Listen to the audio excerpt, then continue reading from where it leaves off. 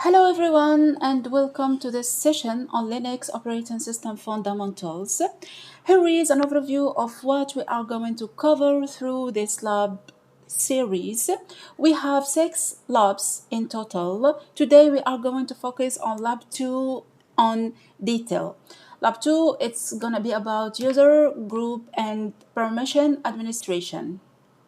Many distributions in Linux operating system, and the most popular one is Ubuntu. That's what we are going to use in this course. Now let's talk about how we interact with Linux. There are two primary ways. The first one is graphical interface similar to Windows or macOS. Linux has a desktop environment with windows, icons and menu. And of course a terminal or shell. This is the command line interface where we type the commands directly. Now let's start with our lab. In this lab we have two parts, a theoretical part and the practical part.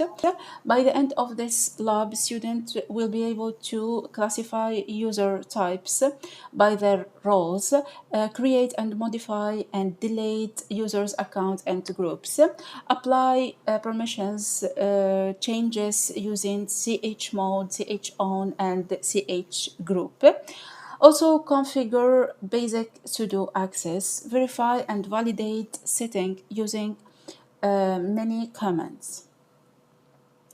Let's start with the basics. What is a user? Linux use users to control and protect the system. A user is an account that represents a person or a service that can log in and interact with the system. Each user has its own password and home directory and permissions. Now, what is a group? A group is a way to organize multiple users together so they can share permissions and access to files or system resources. Here we have an example about groups. As we see, we have 3 groups. The first one for admins, second one for teachers, and the third one for students. Groups can have a different permissions. As we see, each group has its own accesses, and a user can belong to multiple groups. For example, here we have 3 users, Amin and Saeed and Mustafa. Also, a user who belongs to a group will have all the group permissions. For example, here we have a Mustafa. Mustafa has just accesses to courses and club because belongs to students group. Now, let's see the common comments we are going to use in this lab. Like, for example, in this table represent all the comments and examples how we use this comment. For example, when we use the comment ID to shows user ID, group ID, and groups for example, when we use ID John, here the user is John. We want to say the group of John.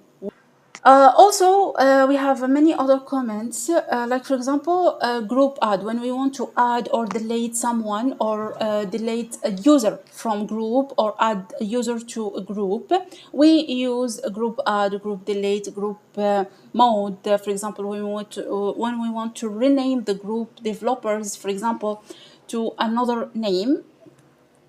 And this is the practical part of our lab when we are going to do 4 tasks. These tasks are answer the 3 key questions. Who am I? How do I create a group? And how do I create users? So let's dive in. Open the terminal. After we start with a simple command, who am I? It literally prints the username of the current user. Next, we run the ID command. This gives us more information or details information about user ID, groups ID, etc. Finally, we run groups. it displays only the group names the current user is a member of. Now let's move on to group creation, task 2.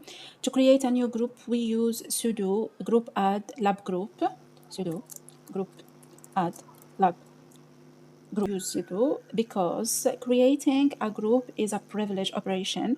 Only administrations can do it. That's why it asks us to type the password. We type it.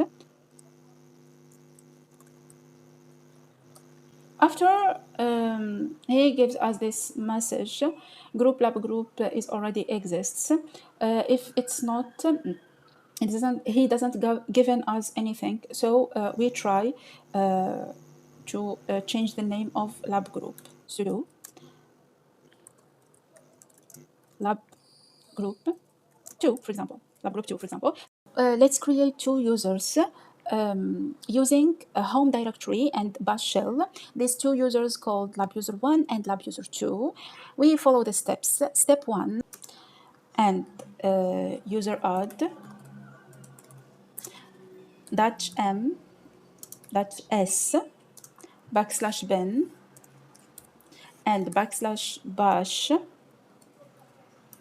and the name of user lab user 1.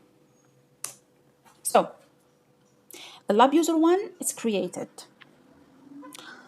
We follow the same step with lab user 2. We type the same comment, but we change the name of lab user, just it. Sudo user add -m. We use -m, -s as options. -m means we use the home directory. -s means we use the bin bash, to use the bin bash, and name of lab user 2, as we said. Now the user account exists, but it's locked. We need to set a password. As we know, each user has his own password. We run sudo pass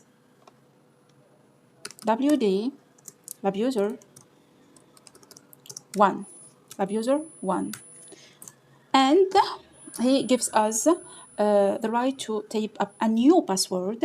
We type our new password and we run it. He gives us the permission to retype a new password, the new password.